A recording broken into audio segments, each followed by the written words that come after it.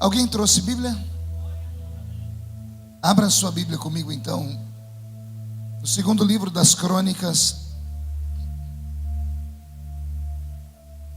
Segundo livro das Crônicas, capítulo 1,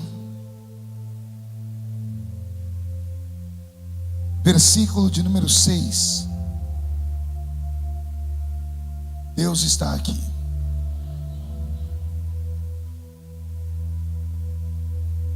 Segundo livro das Crônicas, capítulo de número 1, versículo de número 6. Quem encontrou, diga amém. Quem não encontrou, peça socorro. Ninguém diz socorro, mas o barulho de página mexendo não para, né?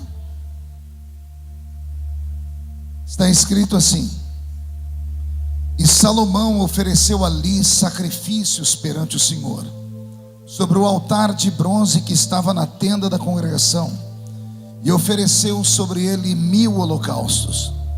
E naquela mesma noite apareceu Deus a Salomão e lhe disse: pede o que quiser, porque eu vou te dar. Amém, igreja? Eu vou ler de novo para ver se toda a igreja me acompanha com o mesmo espírito. E Salomão ofereceu ali sacrifícios perante o Senhor sobre o altar de bronze que estava na tenda da congregação, e ofereceu sobre ele 1000 holocaustos. E naquela mesma noite apareceu Deus a Salomão e lhe disse: pede o que quiser, porque eu vou te dar. Feche a Bíblia, coloque no banco, na cadeira, e pegue na mão da pessoa mais perfumada do seu lado. Aperte a mão dele ou dela com carinho até eles falarem aleluia. Pentecostal que não faz barulho está com defeito de fabricação, não é? Vamos orar? Pai, nós te exaltamos e te glorificamos. Nós entendemos que dentro de alguns minutos, e esta linda igreja ficará pequena para o tamanho da glória que o Senhor vai mandar do alto dos céus. Os que vieram tristes começarão a saltar de alegria. Os que vieram se arrastando não voltam se arrastando para casa. Hoje voltarão voando nas asas de um novo tempo. E antes que eu comece a ministrar a sua palavra, cerque esta igreja com a sua glória. E num raio de 5 quilômetros onde houver um demônio alojado, eu dou a esses demônios segundos para sumirem daqui, porque se não sumirem, serão queimados pelo poder da sua glória que aqui será derramada. Rasgue o céu sobre Pontes e Lacerda nesta noite. Manda anjos de fogo descerem aqui, que estes anjos desçam trazendo brasas de fogo nas mãos. Comecem a esparramar estas brasas entre nós. E onde houver um crente cheio do Espírito Santo, pega ele nesta noite, Jesus, e mostra o caminho da verdadeira e poderosa adoração. Fala conosco, fica conosco, é o que eu te peço agora e sempre. E toda a igreja diz: os que podem, tomem o seu assento, aplaudindo a Jesus, porque Ele é bom, porque Ele é maravilhoso. Abrir a Bíblia Sagrada no Velho Testamento, para mim, é uma grande aventura. Eu sou escritor, tenho 21 livros escritos acerca da Bíblia, sou professor de seminário em algumas matérias, e o Velho Testamento, Vitório, sempre mexeu comigo. São histórias fantásticas, histórias reais. A Bíblia não é um livro de contos de carochinha, a Bíblia é um livro de histórias reais. A língua portuguesa é tão bela que ela dá duas vertentes para a palavra história. Temos história com H e temos história com E. Quando alguém conta uma história com E, está contando um conto de carochinha, uma historinha lúdica, algo inventado, uma criação. Mas quando alguém conta uma história com H, a pessoa está fazendo relembrar aquilo que já aconteceu um dia. A Bíblia não é um livro de histórias, ela é um livro de histórias. Ela é um livro tão fabuloso e fantástico que levou 1600 anos para ser escrita. Imagine que a distância entre o escritor do Gênesis e o escritor do Apocalipse são quase 2 milênios. Só que quem lê a Bíblia fica apaixonado, porque quem lê o Velho Testamento e o Novo, quem lê Gênesis e lê Apocalipse, tem a impressão de que os dois que escreveram sentaram junto numa mesa e falaram: eu escrevo assim, você escreve assim, e a gente se completa. A Bíblia é um livro tão lindo que ela começa no Gênesis com um casamento entre Adão e Eva e termina em Apocalipse com um casamento entre Cristo e esta igreja que aqui está. Portanto, o Velho Testamento, ele foi escrito para, segundo a Bíblia Sagrada, ele foi escrito para o nosso conhecimento, para que todas as coisas que aconteceram no Velho Testamento, de coisas boas, sejam por nós copiadas, e as coisas ruins sejam por nós aprendidas, para não recuperarmos os erros antigos e cairmos nas mesmas ciladas. Há quem diga que aquele que não conhece história está fadado a repetir os mesmos erros que os seus pais e avós cometeram. Abrir a Bíblia no livro das Crônicas é uma aventura, como eu disse no início, porque houve um tempo em que esse mundo foi regido por reis ungidos por Deus, reis que foram escolhidos pelo próprio Eterno para que desse então segurança à nação da qual eles participavam. Quando eu leio a segunda carta das Crônicas, logo no capítulo 1, eu tenho ali a história do maior rei de Israel em termos de finanças, conhecimento e potentado. É claro que o maior rei de Israel até os dias atuais foi Davi, e Davi não teve um reinado nem muito rico, nem muito potentoso, embora teve um reinado extremamente santo, consagrado a Deus, e foi o período espiritual em que Israel mais se aproximou do Eterno, porque aquele que está à frente do rebanho conduz o rebanho para onde o rebanho tem que ir. Inclusive as pessoas dizem que a igreja geralmente ela é a cara do seu pastor. O que o seu pastor é, a igreja é, porque as ovelhas copiam o seu pastor. Isso pode ser também dito a respeito de uma nação. A nação copia o rei que está sobre ela. No tempo de Davi, Israel se curvou diante de Deus, em consagrações, em altares de oferta, em louvores, em salmos, em danças. Davi trouxe o céu tão perto da terra que houve tempo em que as pessoas confundiam Israel com a eternidade. Todavia, os homens passam, a história passa, e outros ocupam o lugar daqueles que passaram. No capítulo 1 da segunda carta das Crônicas, eu tenho aí um encontro entre Deus e um ser humano. Entre Deus e quem? Não ouvi direito? Este ser humano se chama Salomão. Qual é o nome dele? Salomão, filho de Davi. Quem conhece a história do rei Salomão sabe que ela é recheada de intervenções divinas. Eu quero aqui contar parte da história de Salomão que poucos conhecem. Quem conhece o Velho Testamento sabe que quando um rei estava para morrer, ele reunia ao redor da sua cama os seus filhos e cumpria ao filho primogênito. Qual filho? O primeiro filho. Cumpria a ele a herdade ou a herança do seu reinado. Então o rei Davi, quando estava por morrer, fez aquilo que os reis faziam. Ele reuniu ao redor da sua cama todos os seus filhos. Quem conhece a história de Davi sabe que ele teve 21 filhos, 20 filhos homens e apenas uma menina. Na verdade, minto, 19 filhos homens e apenas uma menina. 20 filhos no total. Numa época em que ser pai de um filho homem era uma grande bênção. Numa época em que os judeus, quando oravam, diziam: Deus, honre a minha casa e me dê um filho varão.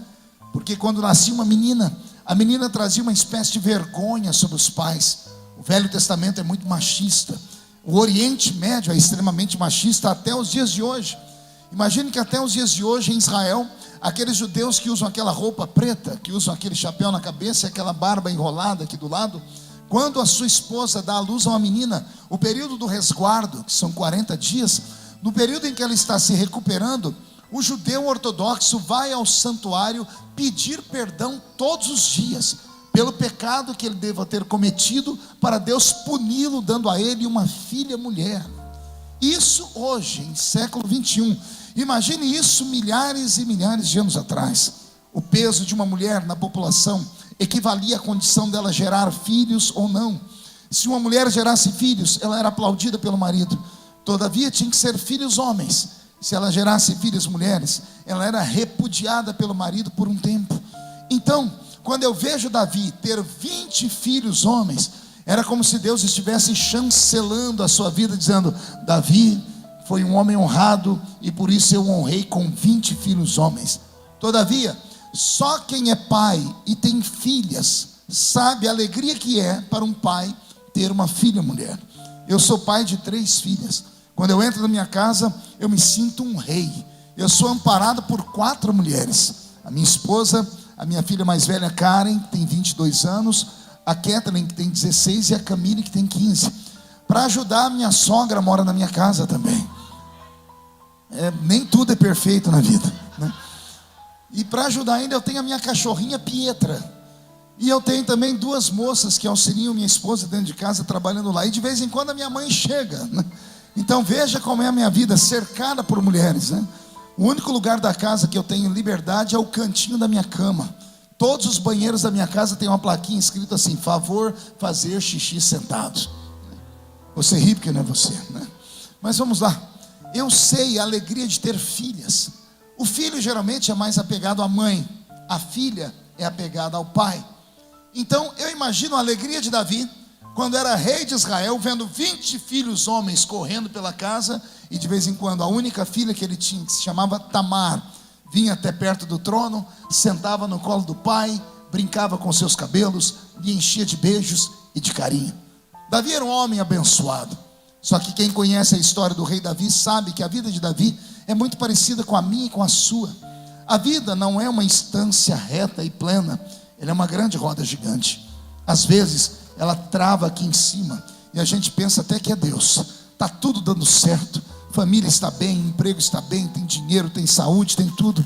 Mas de vez em quando essa roda resolve girar, e tudo que era bom acaba ficando ruim. E quem estava em cima para aqui embaixo, e quem está embaixo sabe que você recebe cusparada, pedrada.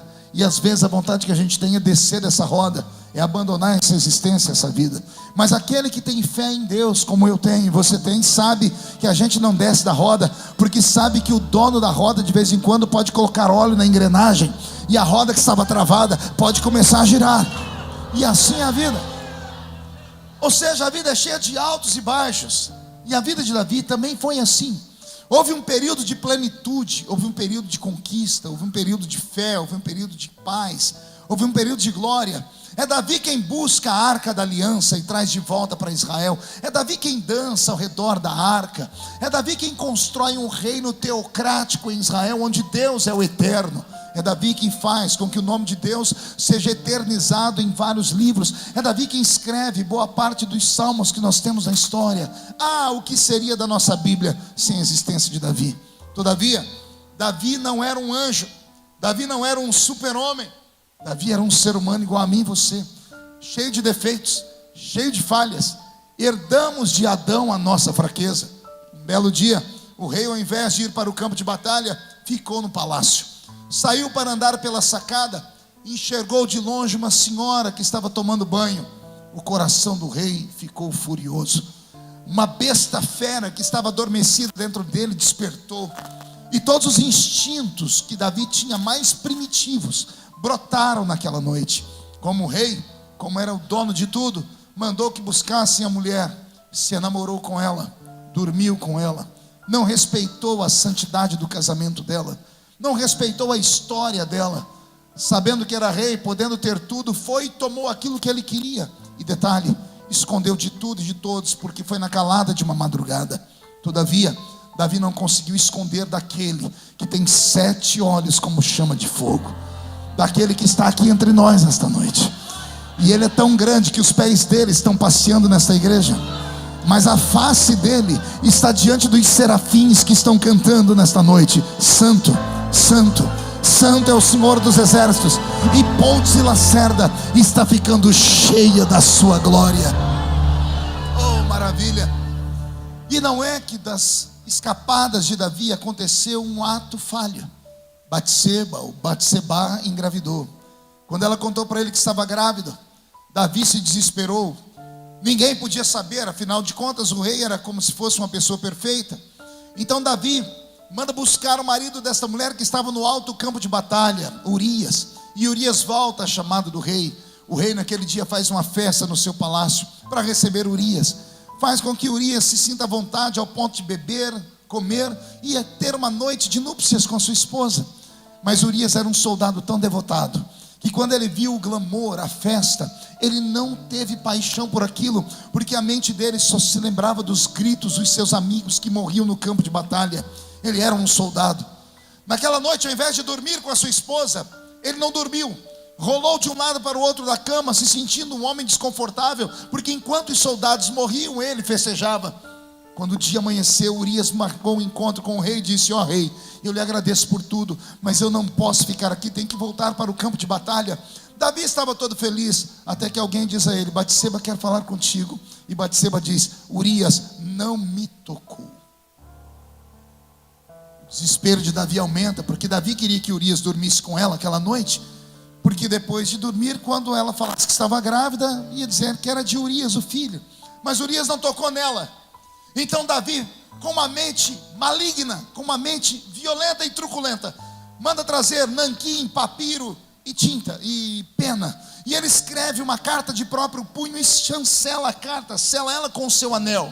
Ele entrega na mão de Urias e disse: Urias, vou realizar o seu desejo, volte para o campo de batalha, mas entregue esta carta, por favor, na mão de Joabe, o capitão do exército do rei. Urias retorna para o campo de batalha, se aproxima de Joabe, entrega o bilhete. Quando Joabe vê o sino do rei, ou seja, a marca do seu anel, Joabe se empolga, porque Davi e Joabe eram amigos. Joabe sai uma distância para que as pessoas não lessem o que estava escrito. Ao abrir o bilhete, Davi escreve assim: Joabe, o portador deste bilhete, não pode regressar para Israel. Joabe entendeu o recado. O portador do bilhete, Urias, deveria morrer. E Joabe pega Urias e coloca ele na frente de batalha, onde o fogo estava mais intenso. E no mesmo dia, Urias é assassinado. Joabe pega uma carta de próprio punho, pega um soldado e manda um recado para Davi, dizendo: o que o Senhor pediu está feito, Urias nunca mais retornará a Israel. Davi senta no seu trono e folga, dizendo: arquitetei um projeto, criei o projeto, armei o projeto e ele deu certo. Vou trazer Batseba para morar dentro do palácio. As pessoas vão achar que eu sou um homem bondoso, porque o marido dela morreu no campo de batalha. Vou cuidar da família. O filho, para todas as questões, será filho de Urias, porque ninguém sabe que ele dormiu em casa, mas não dormiu com a esposa. O projeto era perfeito. Só que no dia seguinte, Davi recebe uma visita. Natã, o profeta. Ainda existem profetas. Quero acreditar que aqui dentro dessa linda igreja existem alguns. E se não existir, se prepare para receber uma unção profética sobre a sua vida nesta noite. Eu não queria estar na pele de Natã. Imagine você ter que profetizar para o rei mais querido que a história já teve, para um homem segundo o coração de Deus, para um rei bondoso, apaixonado e santo, casto. Se Natã revelasse Davi, Davi chamasse os soldados e dissesse: matem este mentiroso, os soldados acreditariam no rei, porque haviam falsos profetas também.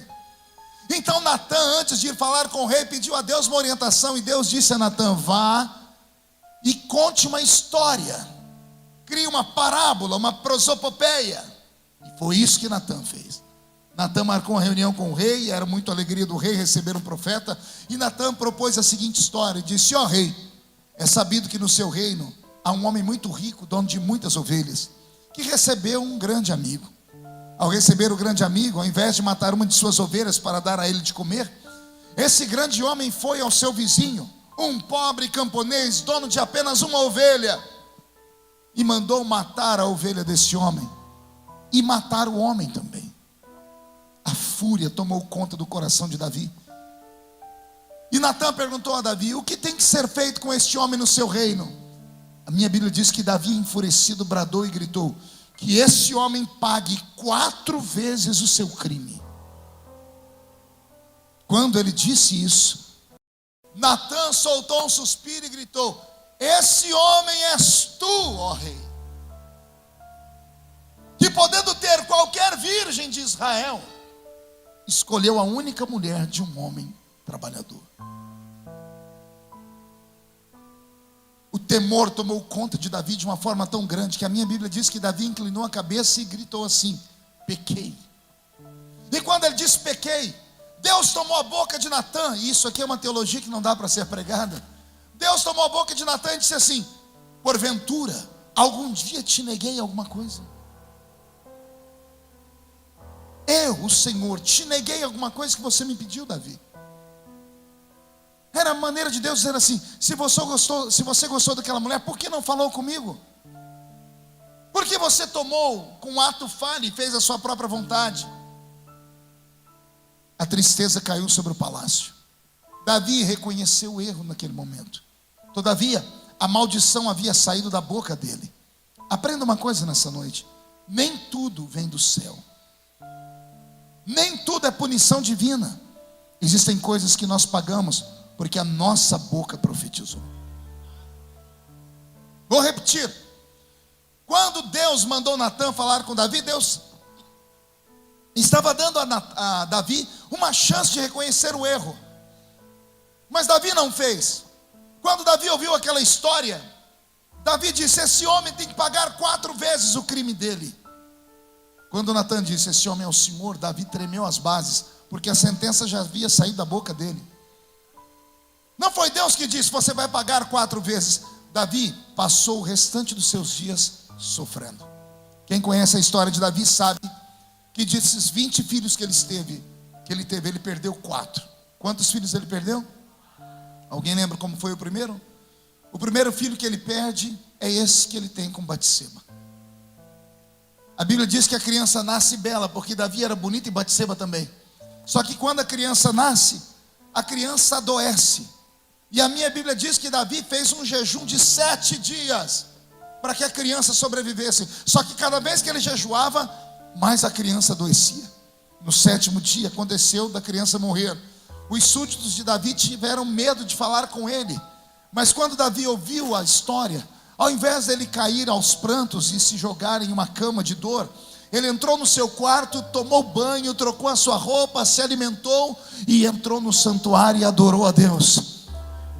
E os súditos dele perguntaram: por que o senhor foi adorar a Deus se a criança morreu? Era a maneira de Davi dizer assim: a vida continua, mesmo depois de uma tragédia. Pegue o conselho de Deus para você hoje que perdeu alguma coisa na vida. A vida não para, a vida continua.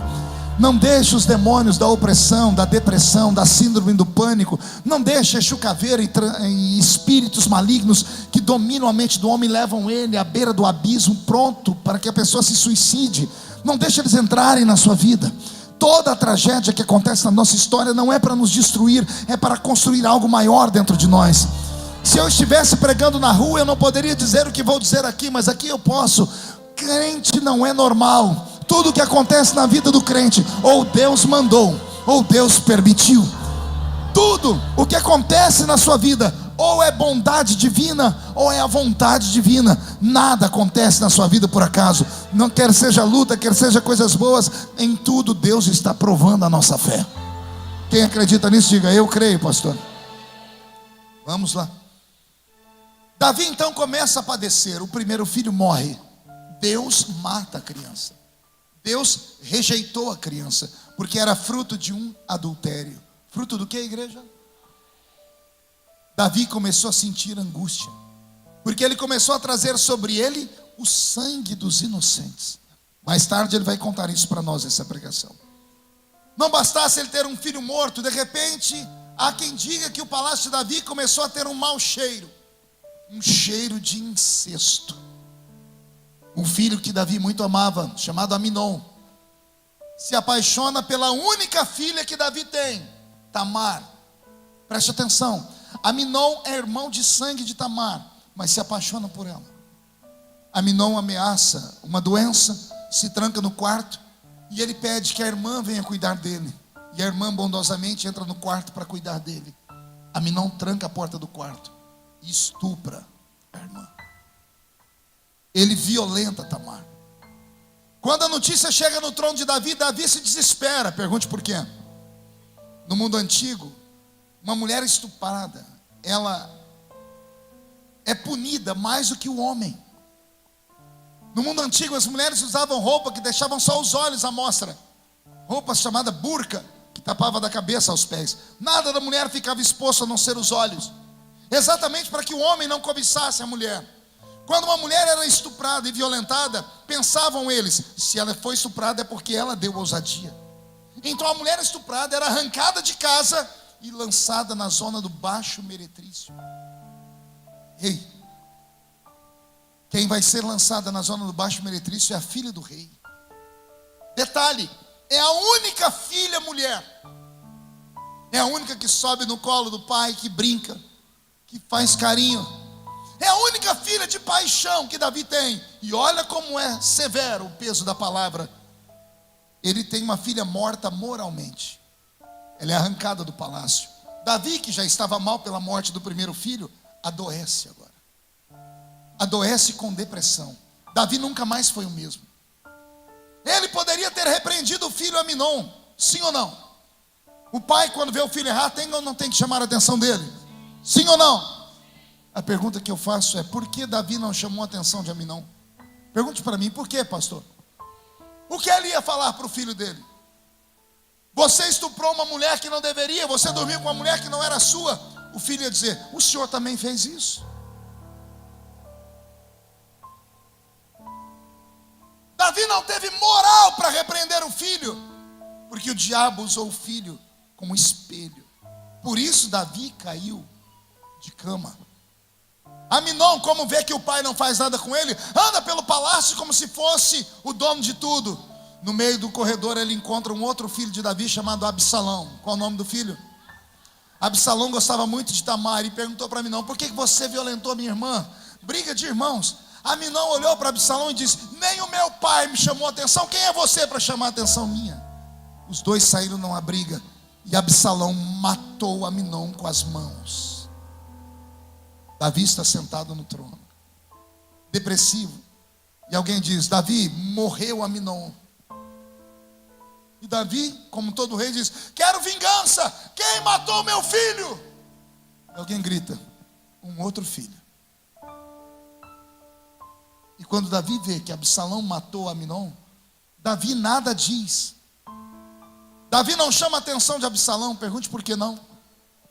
O que ele ia dizer para o filho? Você matou um inocente? O filho ia dizer: o senhor também matou Urias, que era inocente. A história diz que Davi, além de adoecer no trono, agora ele vai para a cama, ele entra numa depressão profunda e não sai mais do quarto. É por isso que Absalão, quando vê que o pai é um frouxo, porque o pai não chama a atenção dele, Absalão diz: meu pai não presta para governar mais Israel. Absalão dá um golpe de estado em Davi. Absalão junta os seus amigos, entra no cofre do rei, saqueia tudo que Davi plantou e guardou por 40 anos de reinado. Absalão pega pedras preciosas, joia, ouro, prata, tudo que Davi havia construído. Ele rouba o pai e com esse dinheiro ele constrói um exército de jagunços. E é esse exército de jagunços que vai enfrentar os remanescentes que ainda temiam Davi, que ainda amavam Davi. Só que um soldado de Davi era capaz de matar 30 soldados jagunços, porque não tinham habilidade. E Davi ainda tinha aqueles seus 30 valentes, que eram extremamente hábeis com espada e lança. Davi não está nem aí, porque Davi quer morrer, ele está numa cama. Quem compra a dor de Davi é um homem chamado Joabe. Qual o nome dele? Joabe é o capitão do exército de Davi. Ele junta os soldados que ainda são fiéis, parte para cima do exército de Absalão e desbarata ele. Matam todos os exércitos de Absalão. Não sobrou um soldado de Absalão. Absalão está vivo e começa a correr por uma floresta em cima de um cavalo. Absalão tinha um cabelo muito grande. A Bíblia diz que ele passou debaixo de uma árvore e no trote do cavalo seus cabelos se emaranharam num galho de árvore. O cavalo foi embora e Absalão ficou preso pelo cabelo. Joabe chegou perto de Absalão. Ao invés de ele prender Absalão e levar Absalão como preso de guerra, a fúria de Joabe foi tão grande que o menino ainda estava na árvore preso. Joabe sacou uma espada e fincou na barriga de Absalão e matou Absalão em nome do rei. Davi está fora de Jerusalém, deitado em uma cama doente. E alguém diz: Davi, pode regressar para Jerusalém. E ele pergunta: e o meu filho? E alguém diz: seu filho está morto. E Davi quer vingança. Quem matou meu filho? E alguém diz Joabe. E quando diz Joabe, acabou a história. Davi não pode matar Joabe. Pergunte por quê? Porque Joabe matou Urias, cúmplice da morte de Urias. Olha que história maldita, gente. Vocês já tinham olhado a história desse jeito? Vocês já tinham percebido isso? Olha a trama que o diabo faz. Hoje a gente falava no almoço e eu contava ao pastor lá de Cuiabá.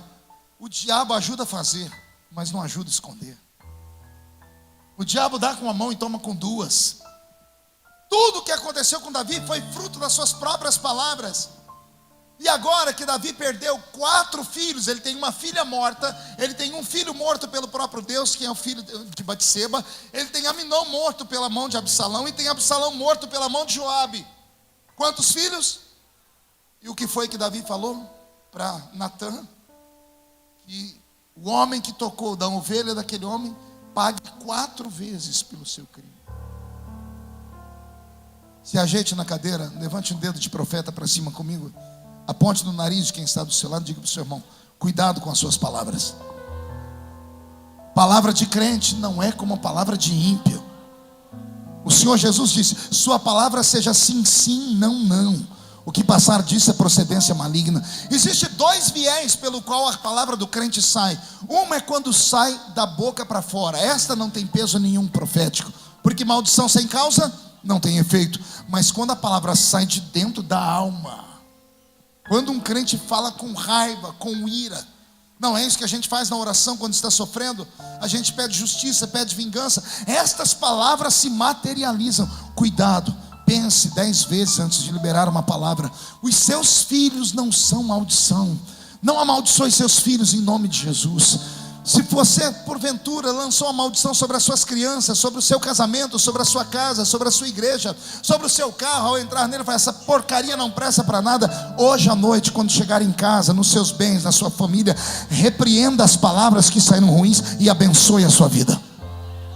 Vou repetir: não espere o pastor ir lá e ungir o seu carro. Vá você, põe as mãos. Eu te agradeço por tudo que o Senhor tem me dado, Senhor.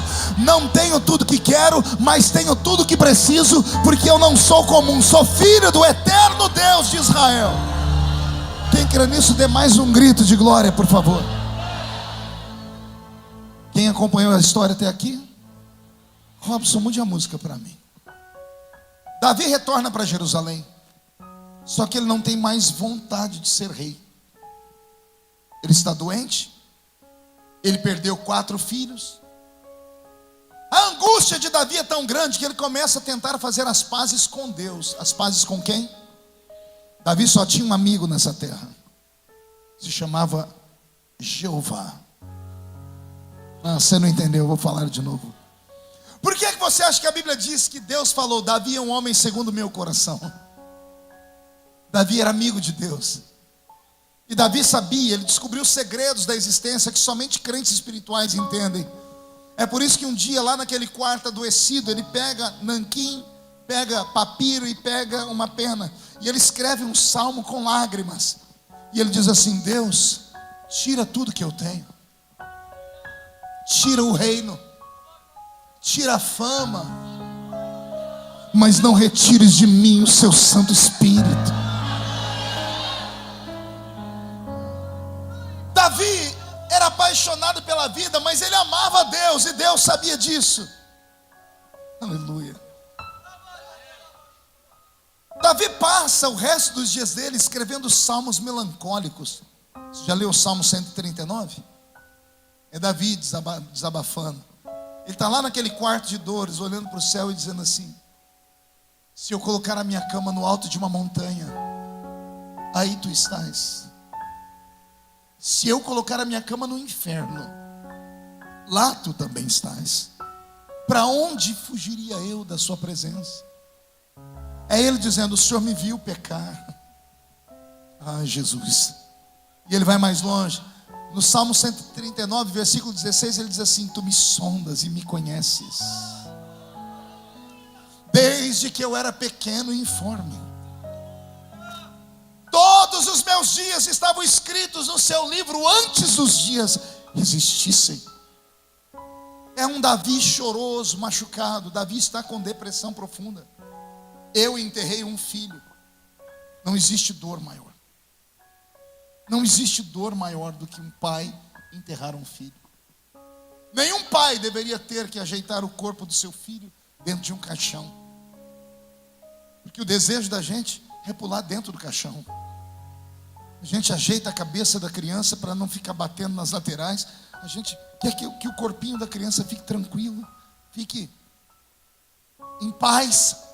A gente sabe que está morto, mas a gente pensa que a qualquer momento pode ressuscitar. Desespera quando a gente enterra. Eu não sei como Jó sobreviveu. Pegar na alça de 10 caixões de filhos, ir andando para o cemitério e ainda ter que orar. Deus deu, Deus levou.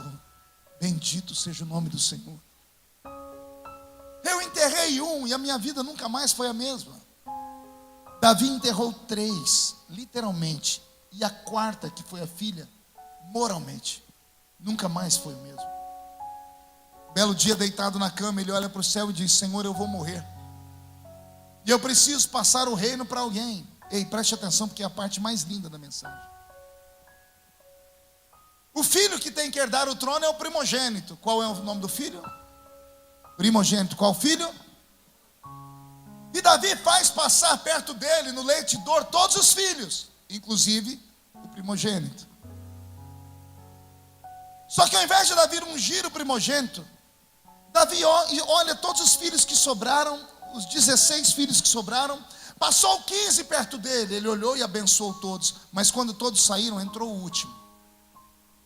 Um menino loiro, cabelo encaracolado, bonito. Entrou com a mãe era uma beldade. A mãe é Batseba. Pastor, mas Deus não matou um filho? Matou o primeiro. Depois Davi teve um segundo com ela. Esse segundo menino era lindo. E quando Batseba entrou no quarto do rei para se despedir do rei junto com o seu filho, Davi olhou para aquela criança e teve uma crise de choro. Davi olhou para a mulher e teve outra crise de choro. Pergunte por quê. Davi sabia que eles tinham uma família perfeita antes dele. Que ele destruiu aquela família. Ele matou Urias. Ele deflorou Batseba. Ele estragou uma história. E agora Davi está morrendo. E Batseba está viva. E Davi sabe que quando ele morrer vai acontecer uma tragédia no palácio. Pergunte qual. Todo mundo sabia que depois que Davi teve o caso com Batseba, ele nunca mais foi o mesmo. Todo mundo sabia das vergonhas de Davi, porque Davi escreveu salmos. Ele contou para todo mundo o pecado dele. Ele não aguentou. Todo mundo sabia que todo mundo, quando via Batseba andar com aquele menino loirinho, Salomão, a raiva de todos era imensa, porque aquela mulher era culpada da desgraça do rei. Davi sabia que quando ele fechasse os olhos, iam matar Batseba e o menino. Iam extirpar da história. A história que eu estou contando aqui hoje não estaria na Bíblia mais.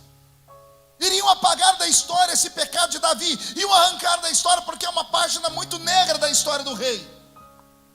E Davi, quando percebe que quando ele fechar os olhos vão matar a mulher Batseba e o menino, Davi faz uma coisa que só quem é espiritual entende. A Bíblia diz que Davi chama o menino perto da cama. Os pastores que conhecem a Bíblia vão se lembrar. A Bíblia diz que Davi pegou a mão do menino. O menino tem 8 anos de idade. E colocou a mão do menino debaixo da coxa dele. E Davi travou a mão do menino entre o colchão e a sua coxa. Isso era um ato profético. Davi olhou para o menino de 8 anos e disse assim para ele: promete para mim que você vai servir a Deus até o fim dos seus dias. Promete para mim que você vai amar a Deus como eu amei. Promete, filho. E o menino de 8 anos disse assim: prometo, pai. E aí Davi parou de olhar para a mulher e para o filho e olhou para o céu. Deus, deixa eu ver se o Senhor ainda me ama. Pelos salmos que eu escrevi, pela arca que eu trouxe de volta, pelas vitórias no tempo de glória. Se tu me amas, me escuta. Esse menino não pode ser rei, porque ele não é o primogênito, é o último. Mas se ele não for rei, vão matar ele. E eu não quero mais sangue inocente sobre a minha vida. Deus, unge o meu filho rei. Meu corpo está todo arrepiado. Unge o fruto do meu pecado como rei. Unge aquele que trouxe vergonha para a minha história como rei. Olha o que Davi está pedindo, é algo impossível. Deus não quer coisa ruim na história, Deus não quer que ninguém se lembre da história. Mas Deus era tão apaixonado por Davi que a Bíblia diz que Deus abriu o céu e olhou para o menino. Está pronto para ouvir? O irmão do menino Deus matou. Deus fez o quê? O irmão dele, Deus... Vou fazer uma pergunta antes de dar a sentença final. Pode uma fonte jorrar água doce e amarga ao mesmo tempo? Sim ou não? O fruto de Batseba, ou o ventre dela, sempre foi e será um ventre adúltero. Sim ou não? O primeiro filho nasceu do adultério, sim ou não? E o segundo? Nasceu de adultério também. O primeiro Deus matou. Aí Davi diz: Senhor, não posso ter mais sangue inocente sobre mim. A Bíblia diz que Deus abriu o céu, olhou para o menino Salomão, e a Bíblia diz que Deus amou o menino. Não entendeu? Vou falar de novo. O irmãozinho dele, Deus ficou furioso e matou. Aí o irmão dele, Deus olhou e amou. Receba esta palavra. O Deus da segunda chance está caminhando no nosso meio. O Deus da misericórdia está aqui entre nós esta noite. Um Deus capaz de mandar esse profeta falar para você: a glória da segunda casa será maior do que a glória da primeira. O Senhor te trouxe nesta noite só para te dizer: a sua vida não é feita de história, ela é feita de histórias. E Deus me trouxe aqui para dizer outra coisa: Deus não mede o homem pela mesma régua do outro. Deus não criou o homem em série. Deus não criou o homem em forma de robôs. Cada um de nós é cada um de nós. Cada cabeça é uma sentença, cada coração é um universo. Tem coisas que Deus exige de mim que nunca exigirá de você. Por isso, nunca julgue as pessoas. É a Bíblia que diz: com a maneira com que você medir alguém, você será medido também. Tem pessoas que cometem um ato falho e são punidas drasticamente por Deus. Tem pessoas que cometem o mesmo erro e não acontece nada com elas. E aí nós, homens, tentamos esclarecer isso e não damos conta. Deixa eu dizer uma coisa: não tente compreender a mente de Deus. Por que nós temos Velho e Novo Testamento? Pergunte para mim: por quê, pastor? Porque no Velho Testamento havia uma aliança e no Novo Deus fez outra. A aliança do Velho Testamento era essa: a alma que pecar, o salário do pecado é todos pecaram e destituídos estão da. Essa é a lei do Velho Testamento. E a lei do Novo Testamento? É a lei da vida. Nenhuma condenação há para os que estão em Cristo Jesus. Se o salário do pecado é a morte, o dom gratuito de Deus é a vida eterna. Sim ou não? Velho Testamento é lei, diga lei. Novo Testamento é graça, diga graça. A lei mata, a graça dá vida. Não é assim? Então deixa eu dar um nó na sua cabeça, respire fundo.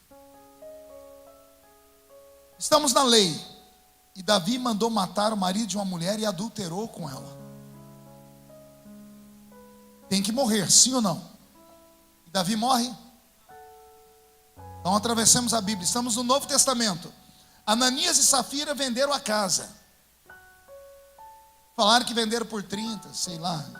Guardaram 10 e só deram 20 na mão do pastor. São muito mais crentes do que eu e você, porque eles ainda deram alguma coisa. Sim ou não? Aí vem Deus e mata os dois. Mas calma aí, Ananias e Safira morrem na lei? Morrem na graça. E Davi deveria morrer na lei e vive. Senhores, senhoras, se as nossas igrejas soubessem disso há anos passados, nós não teríamos matado tanta gente, não teríamos excluído tantas pessoas da igreja, não teríamos jogado no limbo do inferno pessoas por causa de perna rapada, de barba e outras coisas mais. Criamos um céu muito difícil de entrar dentro dele. E esquecemos que o amor de Deus é único. Cada um de nós tem um peso diante de Deus. Por isso, não me acuse, porque eu não te acuso. Não meça alguém, porque você será medido também. Entenda que para cada um de nós Deus tem uma história. E vou te dizer mais: a história que Deus tem para você é a mais linda de todas. E vou dizer mais: ai de aquele que tentar riscar o seu nome da história. A porta que Deus abriu para você é para você, é bênção para você. Qualquer pessoa que entrar por ela é maldição. Deus abriu o mar vermelho para Israel, só Israel passa. O Egito foi tentar passar, Deus matou todos eles. O que Deus deu para você é seu, pegue, guarde no coração. E vou dizer mais: homem tira o que o homem dá, o que Deus dá, tá para nascer um macho que tire. E se você crê nisso, não dá um grito agora, não, dá um berro de glória a Deus.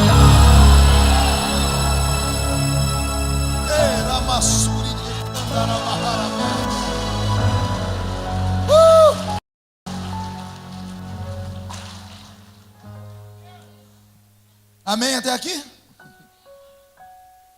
Salomão recebe a unção de rei. Deu um nó na cabeça da família toda. Mas gente, ele é o lixo, mas Deus transformou em luxo. Ele era o último, Deus transformou em primeiro. E quem é que vai se meter com as decisões de Deus? Passou o tempo, Davi falece. Salomão tem entre 8 e 18, não se sabe a idade precisa com a qual ele assumiu o trono de Israel. Se sabe que ele assumiu o trono de Israel solteiro. E agora vem uma parte que eu vou defender Salomão, que todo mundo espanca ele. Todo mundo diz assim: Salomão era um maníaco sexual. Teve 700 mulheres e 300 concubinas. 1000 mulheres. Quando eu entrei na igreja, eu era jovenzinho, vim do mundo, né? Quando eu abri a Bíblia, caiu justo nesse texto, eu falei: isso que é religião. Meu Deus, pode ter 1000. Um dia eu fui falar isso para o líder da mocidade. Ele olhou para mim e disse assim: eis que eu vejo um pombal girando em cima da sua cabeça. Não é nem uma pomba, é um pombal inteiro. Ele olhou para mim e disse: eu te repreendo, pombo giro. Mas eu estava vindo do mundo, eu não sabia dessas coisas. O tempo passou, eu me casei. E depois que eu me casei, eu comecei a falar: Deus, coitado de Salomão. Uma mulher, só Deus sabe a luta que é. Imagina 1000. Existem algumas coisas, quando eu chegar no céu, eu vou fazer. Uma delas, vou encontrar o apóstolo São Paulo. Quero ter uma conversa muito séria com ele. Vou falar assim: Paulo, quem foi que te inspirou a escrever assim? Vós maridos, entendei vossas mulheres. Pergunte por que eu vou falar com ele. Digo: por que, pastor? Porque ele nunca teve uma. É fácil falar: entenda a sua mulher, você nunca teve uma. Não tem como entender mulher. Com todo respeito às mulheres, não tem como entender um ser que enxerga diferente da gente. Cadê os machos da casa? Levante a mão para ver. Me diga você, antes de vir para o culto, a tribulação que é em casa. 3 minutos a gente está pronto. A mulher começou 2 horas antes. E tem mais 2 horas depois. Isso ainda quando ela desce para a gente ir embora. E quando ela começa a gritar: não tem nada para pôr hoje. Não tem roupa nenhuma. Aí o marido, coitado, entra no quarto desesperado, falando: meu Deus, roubaram o guarda-roupa. Quer ver? Você chega lá, tem roupa jogada pela cama, caída do guarda-roupa no chão, em cima da cadeira. Mas a criatura não enxerga nada. A criatura está dizendo: não tem roupa para vestir hoje. Mas você fala: e essa, meu amor? Ela dá um tapa. Essa não presta. E essa também não presta. Não adianta discutir. Essa criatura não tem como entender. Eu tinha um pastor que dizia assim: Marco, não tente entender mulher. Eu falei: por quê, pastor? Ele disse assim: pense num animal que sangra 5 dias por mês sem parar e não morre. Voltemos à história de Salomão. Salomão teve 700 mulheres porque Deus deu a ele uma sabedoria incrível. A sabedoria de, naquela época, ele manter casamentos políticos. No Oriente Médio, até os dias de hoje, funciona assim: quando uma moça é desposada por um rapaz, o pai da moça tem que pagar um dote. Por exemplo, eu tenho um filho, você tem uma filha. Meu filho quer namorar a sua filha. Então eu vou tirar da sua casa uma carga. Na mente do Oriente Médio é assim: a mulher é um peso, o homem é o que trabalha. Então quando você vai tirar o meu filho da minha casa, você tem que pagar um dote para mim. Salomão, entendendo isso, que fez, casou 700 vezes com meninas de aldeias e províncias próximas. Cada vez que ele casava, o pai de uma delas vinha e trazia dotes em ouro. E é assim que ele começa a fortuna dele. Mais tarde ele vai encontrar a ilha, de Ofir, e lá na ilha de Ofir ele encontra veios de ouro e se torna o rei mais rico do mundo. Mas tudo começa com os casamentos. Mas olhe para cá, antes de casar, quando ele assume o trono de Israel, quando ele senta naquela cadeira e recebe a coroa sobre a sua cabeça, acontece uma miséria em Israel. A história diz que Salomão herda o trono do pai no ano em que Israel mais sofreu com o tempo. Houve um inverno profundo que durou quase um ano. Não houve como plantar nem como colher. Mais tarde, o profeta vai se apegar nessa história e vai recitar um versículo assim: passou a cega, findou o verão, e nós não fomos salvos. Israel era um povo da terra, era um povo nômade, eles viviam daquilo que plantavam e colhiam. Israel sobrevivia de 2 plantios. Aqui no Brasil a gente chama de safra e safrinha. Lá é cega e verão. Na cega plantavam cereais e no verão plantavam frutos. Quando a cega não vingava, eles tinham esperança nos frutos. Quando os frutos não vingavam, eles tinham esperança nos grãos. Então eles esperavam durante o ano, por 2 vezes colheitas, salvar o povo. Mas no ano em que Salomão assumiu o trono de Israel, houve a pior geada da história. Israel passou fome. Quando Salomão assume o trono, eles chamam os seus súditos, e os súditos do rei começam a dar conselhos, os conselheiros. E o conselheiro-chefe dele diz assim: Salomão, temos um problema. Qual? O inverno. E o que tem o inverno? A previsão é que esse ano nós não vamos plantar nem vamos colher. E qual é o problema? O problema é que nós temos 5 milhões de pessoas que vão passar fome. E Salomão, inexperiente, pergunta a um outro conselheiro: como é que faria o rei numa situação como essa? E o conselheiro diz: em tempos de crise, o rei abre o cofre, pega do que tem e negocia com nações vizinhas e compra comida e mata a fome do povo. Salomão dá um sorriso e diz assim: então vamos abrir o cofre do rei. Respire fundo aí. Quando abrem o cofre do rei, um problema. Pergunte qual? Eu já contei ele aqui. Absalão roubou o cofre do pai. Não tinha nada. Ao abrir o cofre, Israel estava quebrado, não tinha ouro, nem prata, nem pedras preciosas. Então o súdito do rei diz a ele: rei, não temos nada mais. Não temos ouro nem prata, porque o seu irmão Absalão roubou o seu pai. E Salomão então chama todos os conselheiros e diz assim: mas não sobrou nada da riqueza do meu pai. Depois de fazerem um censo, alguém chega em Salomão e diz: sobrou apenas 1000 bois. 1000 o quê?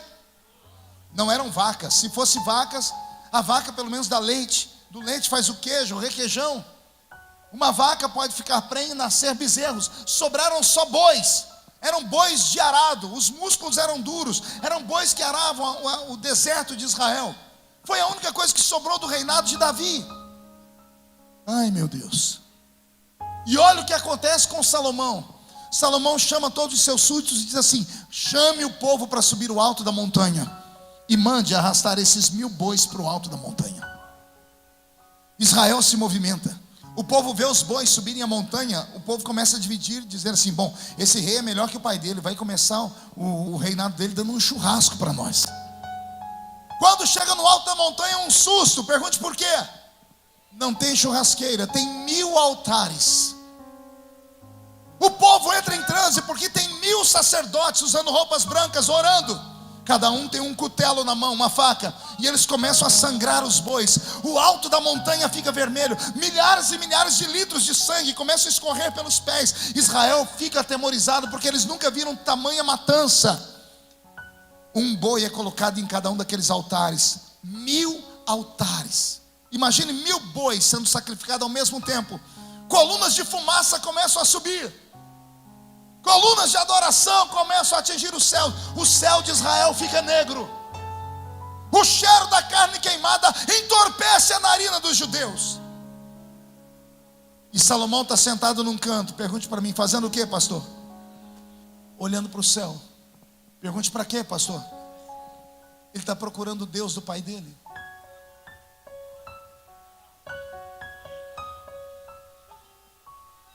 Ele está procurando Deus, pai dele, porque ele era uma criança, ele ouvia as histórias do pai. E tem coisas contadas na Bíblia sobre Davi, que a interpretação não é real. Quem já leu um versículo da Bíblia que diz assim: Deus sentou nas asas de um querubim e voou. Voou sobre as asas do vento. Salmo 18. É um dos versículos mais lindos da Bíblia. Salmo de Davi.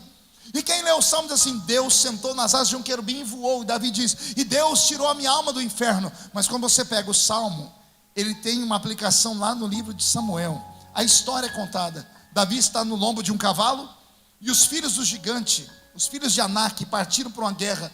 E um deles, se não me falha a memória, Talmai, derrubou Davi do cavalo e foi fincar uma lança de 45 quilos no peito de Davi. Aí um dos valentes de Davi tomou a lança e matou o gigante. E os soldados de Davi fizeram um cântico e disseram assim: tu nunca mais sairás a peleja conosco, para que não se apague a lâmpada de Israel.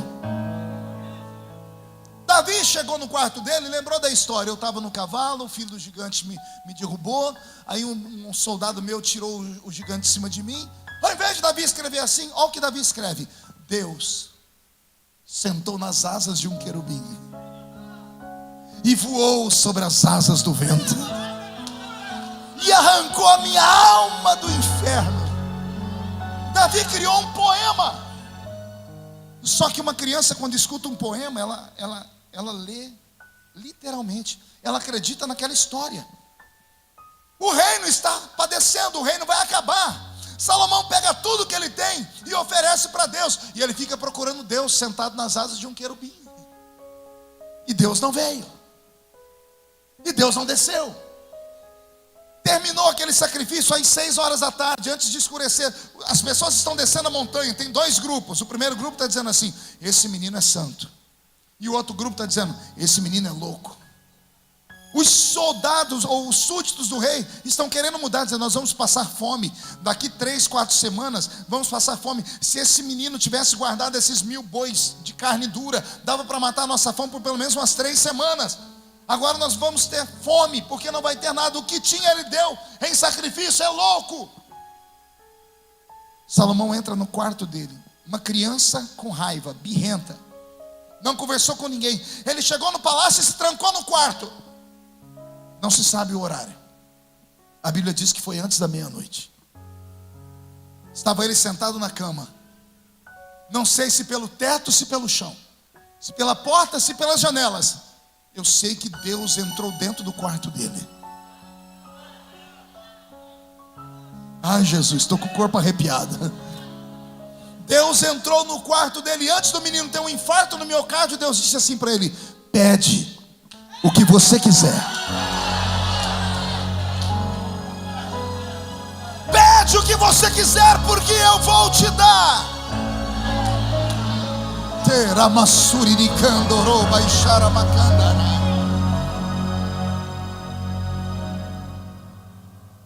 Só a história já é pesada e poderosa.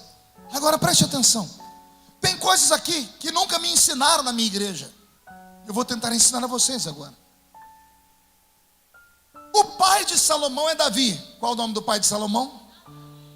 Davi é mais puro que Salomão, sim ou não? Davi é mais adorador que Salomão, sim ou não?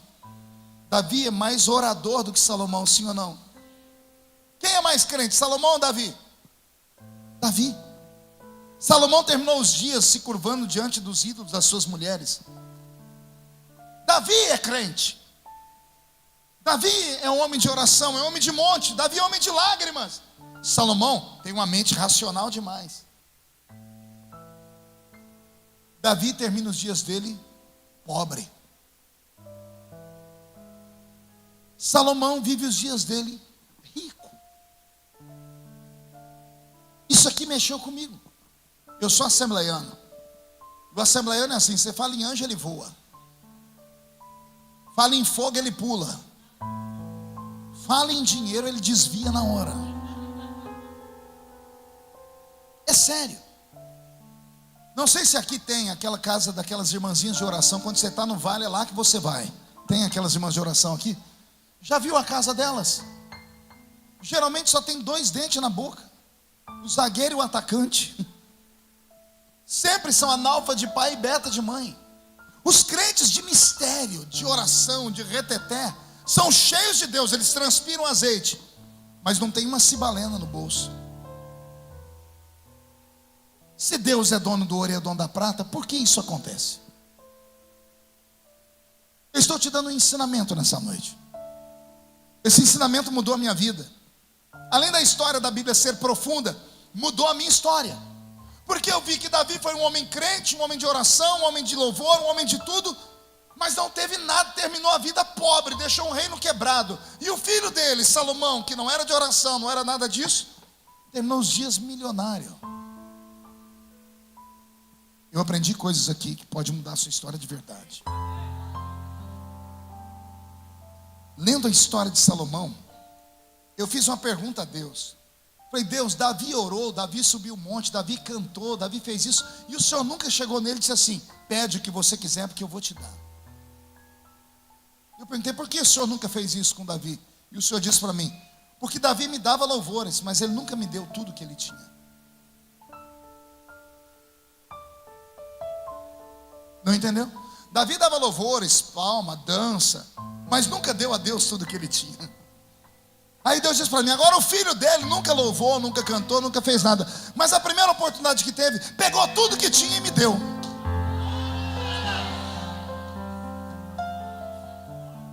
Aí o Senhor me disse assim: como é que eu posso ser pior que um homem? Eu disse: como assim, Senhor? Se um homem me dá tudo que ele tem, eu não posso perder para ele. Ninguém ganha de Deus em generosidade. Você já viu a matemática de Jesus? Aquele que planta no reino é 30 por 1, mas não para por aí. 60 por 1, e não para por aí. É 100 por 1. Que matemática maluca é essa? Que você planta 1 e colhe 30. Aí vem o outro, planta o mesmo 1 e colhe 60. Aí vem o outro e planta o mesmo 1 e colhe 100. Só tem uma explicação, pergunte qual? 3 pessoas: pobre, classe média e rico. Os 3 vão colocar uma oferta de R$100 no altar. É a mesma oferta, só que um vai colher a 30 por 1, o outro 60 e o outro 100. Quem é que colhe 100 por 1? É aquele que aqueles R$100 era tudo que ele tinha. Quem vai colher a 60 por 1 é aquele que os R$100 não é tudo que ele tinha, porque ele tem outro dinheiro, mas ele está dando aqueles R$100. E aquele que colhe 30 por 1 é aquele que aqueles R$100 para ele não é nada. São 3 pessoas vindo ao altar com R$2. Um pobre, um de classe média e um rico. É a mesma oferta aos olhos do homem. O tesoureiro conta como se fosse a mesma oferta, mas o céu não. O céu, Deus olha assim: ah, esses R$2 era tudo que ela tinha, então para ela é 100 por 1. Ah, esses R$2, aquele ali tinha mais na carteira dele. Então esse aí, Deus não deixa ninguém sem bênção. Mas a matemática divina é diferente. Deus falou comigo: Salomão me deu tudo que ele tinha, como é que eu podia perder para ele? Agora o que Deus disse a Salomão me deixa apavorado. Pergunte por quê? E se Deus dissesse assim para ele, ó, como ele diz: pede o que você quiser. Se Salomão diz assim: eu quero voar, o que aconteceria? Teríamos um capítulo na Bíblia da história de um homem que tinha asas. E se ele fala assim para Deus: eu quero viver para sempre? Estaria eu pregando e o velho Salomão levantando aí: gente, é verdade, eu estou aqui. Porque a minha Bíblia diz que Deus não é homem para mentir. Deus não é filho do homem para se arrepender das coisas que ele fala. Alguém está recebendo essa palavra? Olha que coisa interessante eu aprendi na Bíblia. Louvor, adoração, aplausos, línguas estranhas, subir o monte, descer o monte, tem a ver com o céu. Não entendeu? Vou falar de novo. Louvor, adoração, cânticos, dança espiritual, tem a ver com o céu. Sacrifício não tem a ver com o céu, tem a ver com a terra.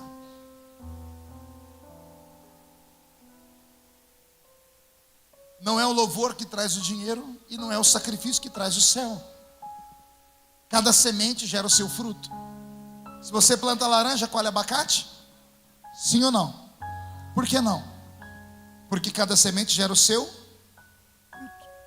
Então, se você planta matéria, você colhe matéria. Se você planta espírito, você colhe espírito. Batismo com o Espírito Santo. Qual é a semente que plantamos para receber o batismo com o Espírito Santo? Adoração. Eu nunca vi o Espírito Santo descer sobre um crente de boca fechada. Se abrir a boca, ele te enche. O Espírito Santo é como um beija-flor, só vai em flor aberta. Muitos crentes não recebem batismo com o Espírito Santo. Então, que jeito? Passa o culto inteiro com esse braço cruzado, essa cara feia, parecendo que foi batizado num pote de vinagre. Fica me olhando com esse olho seco, parecendo olho de sapo que morreu no dia de enchente. E passa o culto inteiro com essa boca travada, essa boca de aço, essa língua de ferro e esse queixo de concreto.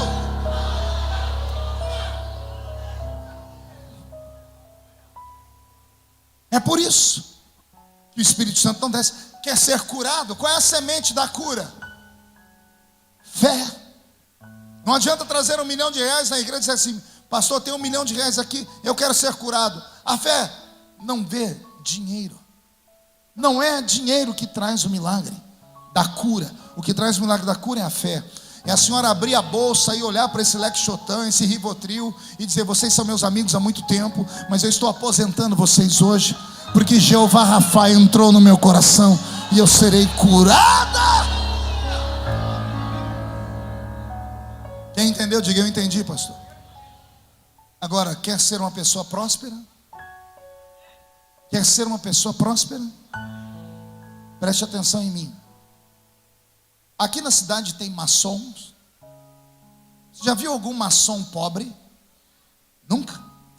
Mas você sabia que quando a pessoa é convidada para a maçonaria, nem sempre ela é rica? Eles convidam pobres também. Só que interessante, depois de um tempo na maçonaria, até os pobres lá dentro ficam ricos. Pergunte por quê? Há uma lei entre eles. Os irmãos socorrem os irmãos. Eles tiram do que tem e ajudam o outro. Eles plantam na vida do outro. Podem nunca ir para o céu, porque o céu não se compra com dinheiro. Mas enquanto viverem aqui, nunca vai faltar nada para eles. Porque é uma lei estabelecida por Deus na eternidade. Aquele que planta, quem dá aos pobres, a Deus empresta. Você conhece aqui nessa cidade espíritas kardecistas? Espiritismo de mesa branca? Não estou falando de pai de chiqueiro, estou falando de espíritas. Vai na casa de um espírita domingo à tarde, procure eles, você nunca vai encontrá-los. Porque todo domingo à tarde eles enchem um carro de mantimentos e roupas e vão para os vilarejos e pobres e repartem com as pessoas. Porque uma das leis do espiritismo é essa: as boas obras trazem a salvação. Você nunca vai ver um espírita kardecista passar fome ou necessidade, porque o que ele tem, ele reparte com os outros. Podem nunca ir para o céu, mas enquanto viver na terra, nunca vai faltar nada para eles. Eu moro em São Paulo, no interior, perto de Barretos. E Barretos tem o maior hospital do câncer da América. Eu mando emendas para lá para ajudar. Eu fui lá conhecer o hospital e eu passei em algumas alas escritas: ala Chitãozinho Chororó, ala Ivete Sangalo, ala Sérgio Reis. E eu perguntei ao diretor: o que são isso aqui? Ele disse: isso aqui são alas que esses artistas cuidam. Uma vez por ano, eles fazem um show beneficente. E toda a arrecadação vem aqui para o hospital. E em nome deles, a gente coloca aqui. E milhares de pessoas são tratadas. Eu olhei aquilo e me emocionei, porque eu não encontrei nenhuma parede com o nome de um cantor gospel de fama. Não tinha o nome de uma igreja lá, Assembleia de Deus, nada. Nenhuma igreja ajuda a instituição, mas o ímpio ajuda. Agora respire fundo. Todos os artistas que têm nome naquela parede nunca saem da moda. Porque tem artista que aparece e desaparece. Os que estão com o nome lá nunca saem da moda. Pergunte por quê? Eles estão tirando o que é deles e dando para os outros. Podem nunca ir para o céu, mas enquanto viverem aqui, nunca vai faltar nada para eles. Ronaldo Fenômeno jogador. Lá na Europa, eu sempre prego por lá, eu encontrei 9 institutos chamados R9. São institutos onde ele pega crianças órfãs e cuida. O Ronaldo Fenômeno. Pode estar gordo igual um sapo, pode até dormir com travesti, mas nunca vai faltar dinheiro para ele. Porque tudo que ele recebe, parte, ele planta na vida de pessoas que precisam. Sabe o nosso irmão Kaká, que de vez em quando aparece aí, jogador da seleção? Kaká nunca vai ser pobre. Parte dos ganhos dele, ele manda para Israel para cuidar de um grupo de crianças necessitadas. Olha que coisa bonita. Jesus ensinou isso quando esteve na terra. Melhor coisa é dar do que receber. Eu levo caravanas todos os anos para Israel. E todas as vezes que eu paro na frente do Mar Morto, depois que eles tomam um banho deles, que as pessoas ficam flutuando em cima da água, eu ensino. Sabe por que esse mar se chama Mar Morto? Porque todas as águas de Israel desembocam nele. O Rio Jordão, as águas do Monte Hermão, quando derrete a neve, todas as águas boas de Israel se encaminham para o Mar Morto, que na verdade não é mar, é uma lagoa. Só que ele não tem como escoar o que ele recebe. Ele recebe tanta proteína, tantos sais minerais, que tudo que tinha dentro dele morreu. 30% da água é saloba. A cada 1000 mililitros, 30% é feito de sal. Não brota nada lá dentro. Você entra com a frieira lá, você levanta o pé, só tem um osso. E aí um dia, eu sempre ensino isso, quando eu vou em Israel, eu digo às pessoas: tem crente que é igual ao Mar Morto, só recebe, só vem a nós. Eu quero. A sanguessuga tem 2 filhas, uma chama Dá e a outra Dá. Só a mim. Por isso que nunca tem nada na vida. Eu passei 12 anos pregando o evangelho ao redor do mundo, usando um sapato furado, e o terno que eu usava era comprado na única loja da minha cidade que eu tinha conta, que era um brechó chamado Vem Que Tem. Você ri porque não era você. Bastava morrer alguém na minha cidade, Vitória, o telefone da minha sogra tocava. Avisa o Marco que chegou uns ternos novinhos aqui. Comprei terno que tinha até o buraco da bala que mataram o defunto. É sério. E eu achava que era uma benção, porque onde eu ia as pessoas me davam. E quando não me davam, eu pedia. E eu dizia: eu ganho tudo, eu não preciso de nada porque eu ganho tudo. Até um dia que Deus deu um puxão na minha orelha e disse assim: que graça há em você só receber. Você nunca matou a fome de uma criança. Você nunca sustentou um missionário. Você nunca fez pelos outros aquilo que querem que faça por você. Como é que você quer descobrir os meus segredos?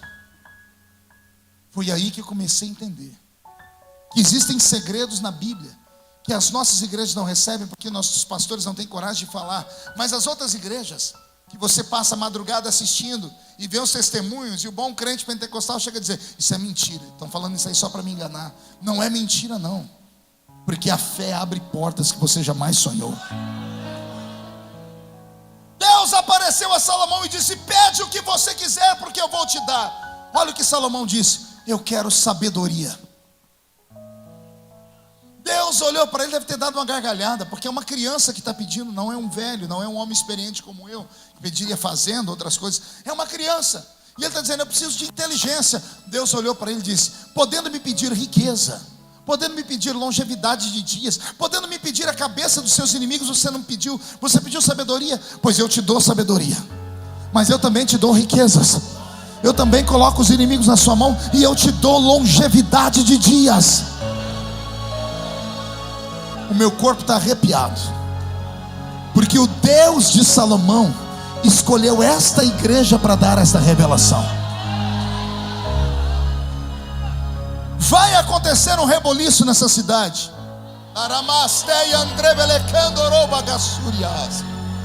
O Deus que eu sirvo vai tirar da mão do ímpio e vai plantar na vida dos salvos que temem o nome dele. Vou além, eu vou orar para Deus nesta noite te visitar de madrugada. Vai ter crentes que vão acordar no meio da madrugada e vão sair procurando caneta e papel para escrever. Escrever o quê? Pergunte: o quê, pastor? As inteligências e as ideias que Deus vai te dar. Deus vai te dar inteligência. Deus vai fazer as coisas abrirem sobre a sua vida, porque a igreja do arrebatamento não será apenas uma igreja viva e cheia do Espírito Santo, será uma igreja viva, cheia do Espírito Santo e poderosa no Senhor. Para o mundo ser evangelizado, nós precisamos de dinheiro para mandar obra missionária. A obra missionária não se faz só com vontade, tem que ter dinheiro. Eu profetizo que essa igreja será conhecida como celeiro missionário no estado do Mato Grosso. Cada crente vai prosperar por 1000 homens. E se alguém acredita nisso, agora dá um grito para acordar a cidade inteira. Levante a mão direita para o céu, chacoalhe ela, coloque a mão no ombro de quem está do seu lado, agarre a pessoa para mim, por favor. Agarre com carinho. Chacoalhe a pessoa até ela ficar irritada, irrita ela. Obedece o profeta, chacoalhe. Chacoalhe o pastor Vitória aí para mim, chacoalhe ele. Chacoalhou, diga: Deus te trouxe aqui para isso. Sacode a pessoa, diga: para isso. Diga: Deus te trouxe aqui para sacudir a sua fé, para sacudir a sua família, para sacudir a sua história. Vai haver um reboliço nessa terra.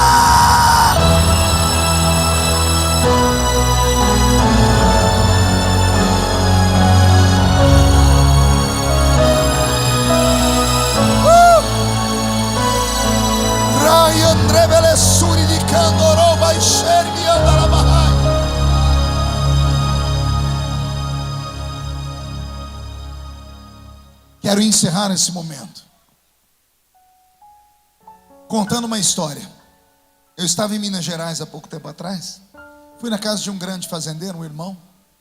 Conversa vai, conversa vem, Vitória. Esse irmão me contou que na década de 80 ele recebeu a visita de um crente do Texas, Estados Unidos da América, um grande fazendeiro. E eles marcaram um encontro para trocar ideias sobre agricultura. Ele disse que lá pelas tantas ele estava andando pelo meio do pasto dele, junto com o irmão do Texas e um intérprete do lado. Quando chegaram na casa grande da fazenda, sentaram para tomar um café, comer um queijo mineiro. O americano cruzou a perna e começou a tirar carrapicho da perna. Quem já viu carrapicho? Ele começou a tirar carrapicho, aquilo enfiou no dedo dele, sangrou. E o dono da fazenda, um irmão, falou assim: ei, irmão, o senhor me perdoa, viu? Foi isso aí que nasceu na terra depois que o homem pecou. Está na Bíblia. Depois que o pecado de Adão, a terra fez brotar espinhos e abrolhos. Foi um pecado que fez brotar coisa ruim na terra. Só que até nas coisas ruins, Deus tem propósitos. E aquele irmão texano olhou para ele e disse assim: Deus sabe todas as coisas. Ao invés de jogar fora o carrapicho, ele pediu um lugarzinho e deram para ele uma caixa de fósforo vazia. Ele colocou ali dentro uns carrapichos, botou no bolso, foi embora para os Estados Unidos. Um belo dia ele estava lá mexendo nas coisas dele, ele achou a caixinha de fósforo, foi lá para o escritório dele, ele tinha um microscópio, colocou aquele carrapicho no microscópio, começou a fazer umas anotações, uns rabiscos, uns desenhos.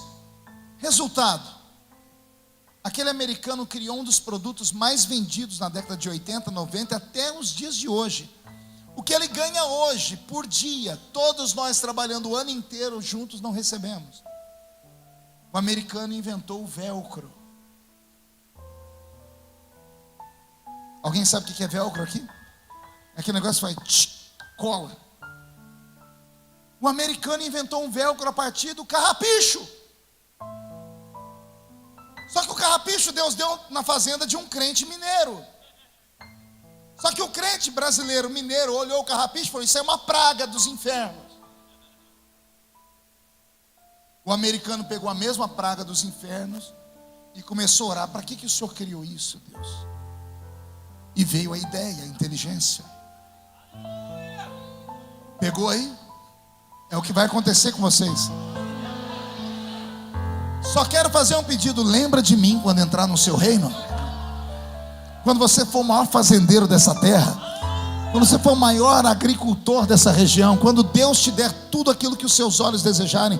Lembra que um dia passou um profeta por aqui e profetizou: eu ouvi dizer hoje que esta terra onde vocês estão é cercada por ouro. Passei a tarde no hotel antes de dormir um pouquinho, falando: Deus, o Senhor me trouxe na terra onde tem veios de ouro. O Senhor disse: a riqueza está nessa terra, e eu posso fazer brotar ouro na mão dos meus filhos. Eu posso dar a eles condições. Gente, É claro que eu quero ir para o céu, mas se der para viver um pedacinho do céu na terra, que vivamos. Se der para viver melhor dessa terra aqui, que vivamos.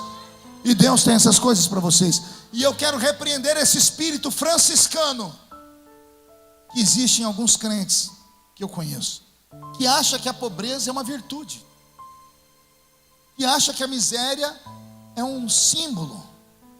Não, pastor, eu já li a Bíblia. Você leu errado então.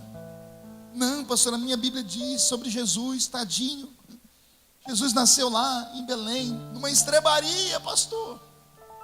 Era uma estrebaria porque a cidade estava cheia de gente, não tinha hotel vazio. Eles passaram dias, né? Como é que alguém fica numa cidade sem ter dinheiro? Jesus nasceu lá e no 8º dia foi apresentado no santuário. E para ser apresentado no santuário, Lucas 2, tinha que apresentar a criança e levar um sacrifício. Como é que alguém fica dias sem trabalhar, nasce uma criança e ainda vai para o santuário levar uma oferta? Jesus era filho de um empresário, José era empresário. Pastor, não, pastor José era carpinteiro. Carpintaria naquela época era a mesma coisa que metalurgia hoje. Tudo que tinha naquela época era feito de madeira. Os carros eram feitos de madeira, as casas eram feitas de madeira, tudo era feito de madeira. Então quem tinha uma marcenaria era importante. Vou te dar exemplos que você nunca leu sobre Jesus.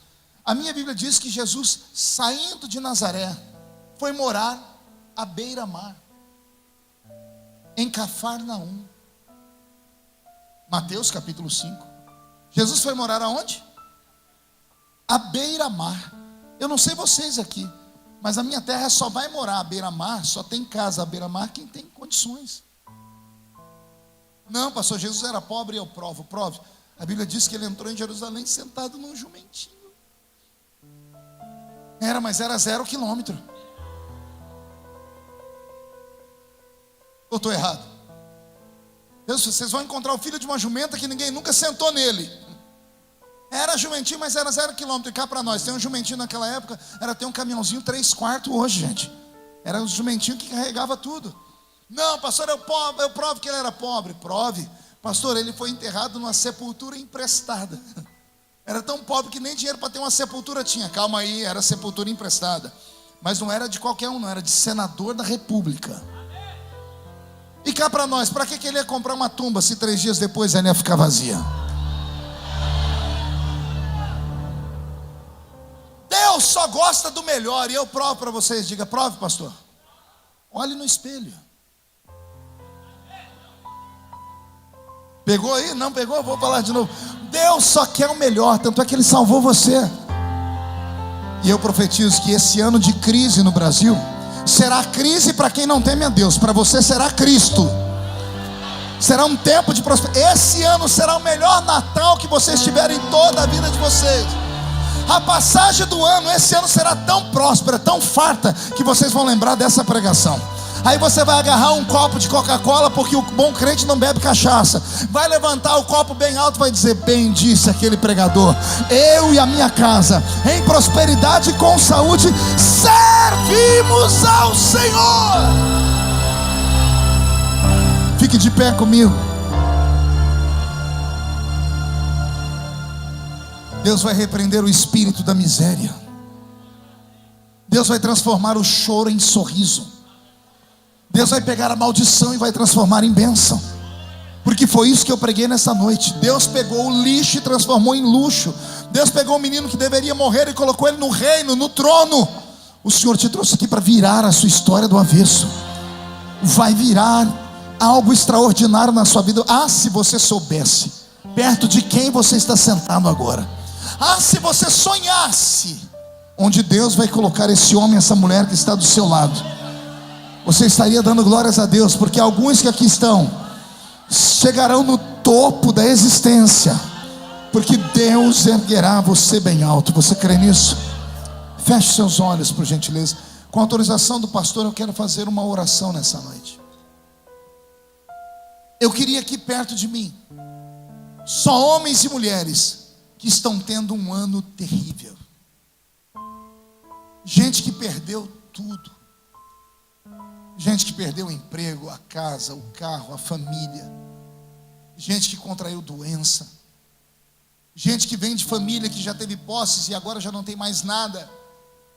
Gente que acredita que Deus devolve com juro e correção monetária. Sai do seu lugar e vem bem perto de mim. Isso, vem orando, vem marchando, vem falando em línguas. Oh glória. Isso.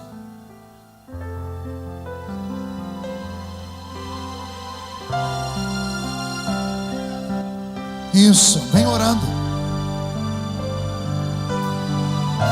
E até se tiverdes cometido pecado, os pecados serão perdoados nessa noite. Não importa quem você é, não importa o que você fez, Jesus conhece o seu interior também. Quantas vezes você caiu tentando acertar, mas a tristeza e o desespero te fizeram chorar. Não importa pra onde você foi, se na escuridão da noite Ele apaga o seu passado e não desiste de você. Ele não desiste de você, Ele se importa com você. Ele compreende o seu caminhar. Nunca veio amor tão grande assim. Ele não desiste de você, Ele se importa com você. Ele compreende o seu caminhar. Nunca veio amor tão grande assim. Ele não desiste. Pegue na mão de quem está do seu lado. Faça uma corrente nessa hora. Feche seus olhos. É hora de orar agora. É hora de romper os céus. É hora de pedirmos a Deus para que faça chover sobre nós. É hora de enxergarmos uma nuvem do tamanho da mão de um homem e sabermos que esse é o sinal que a sua chuva vai descer. Senhor, eu estou orando nesta noite. Eu sinto a sua presença nesta igreja. Eu sinto a sinceridade do coração dos seus filhos. Senhor, eu vejo lágrimas descendo pelos rostos. Eu vejo pessoas que quando entram em casa só encontram a angústia, a tristeza e a dor. Homens e mulheres que perderam tudo nesse fatídico ano de 2017. O emprego foi embora, o banco tomou tudo que tinham, perderam a paz, a alegria, a saúde. O desespero levou a família embora. Eles poderiam estar em um bar com cachaça, mas eles estão na sua casa. Como entraram neste santuário, ó Pai, o milagre vai acontecer. Eu profetizo, ó Pai, que enquanto eu oro, o céu se rasga sobre este lugar, e o Senhor começa a fazer chover sobre nós a fé. Faz cair sobre nós a sua glória. Onde houver um crente batizado com o Espírito Santo, comece a renová-lo. Vai chover, vai chover. Aleluia. Abre as comportas do céu e vai chover.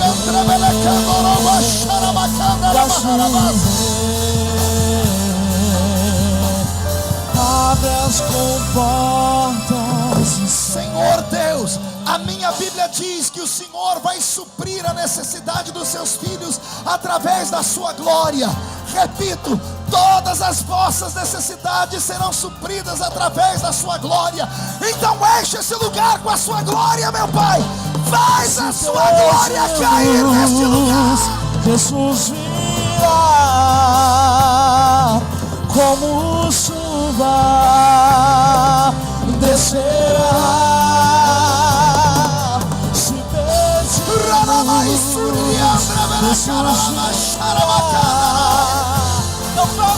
então clame, então grite, então chame por Ele. Vai chover,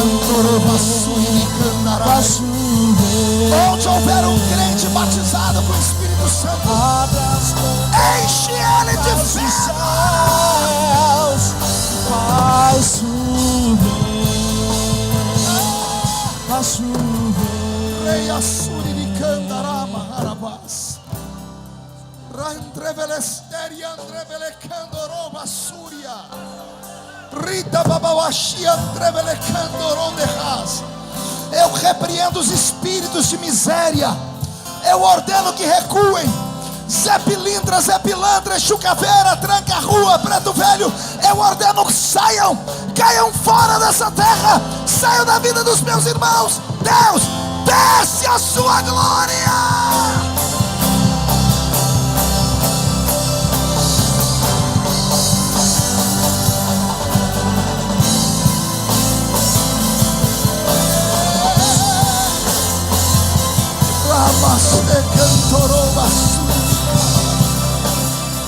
Solte a mão do seu irmão. De olhos fechados, levante a mão direita bem alto para o céu. Diga comigo em nome de Jesus: todos os demônios que lutaram contra a minha vida, contra a minha fé, contra a minha família, contra os meus sonhos, contra os meus projetos, eu ordeno. Venha para a palma da minha mão agora. Feche a sua mão com fé. Eu vou contar até 3. Você vai jogar no chão e vai pisar em cima. E aí depois você vai abraçar 7 pessoas e vai profetizar sobre cada uma delas. E vai dizer: o Deus que promete é o Deus que cumpre. Assim como Ele prometeu voltar para arrebatar a sua igreja, Ele está prometendo nessa noite enriquecer a sua vida de bênçãos. A miséria está saindo e a glória de Deus está descendo. Você nunca mais será o mesmo. 1,5, sua família sentirá orgulho de você de novo. 2, quem viver verá para ver que tudo que foi roubado da sua vida será devolvido com juros e correção monetária. 2,5, esta cidade será chamada de capital da prosperidade. 3, jogue no chão, pise em cima, abrace 7 pessoas e profetize sobre elas.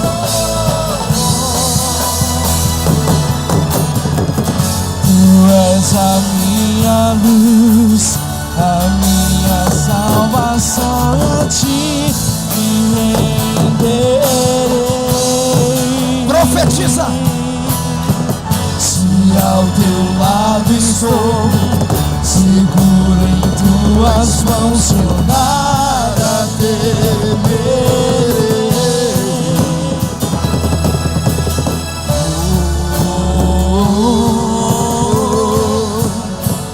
Tu és santo, ó Senhor. De novo.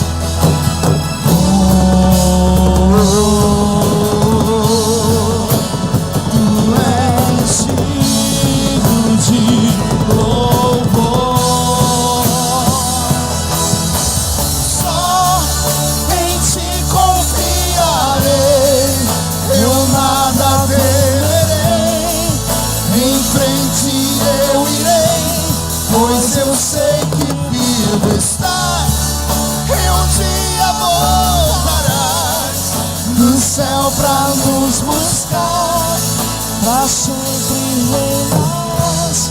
Aleluia. Quem pode aplaudir a Jesus? Quem pode aplaudir e gritar?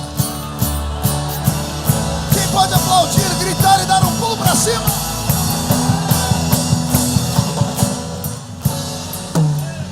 Que o Senhor Deus de Israel te faça próspero.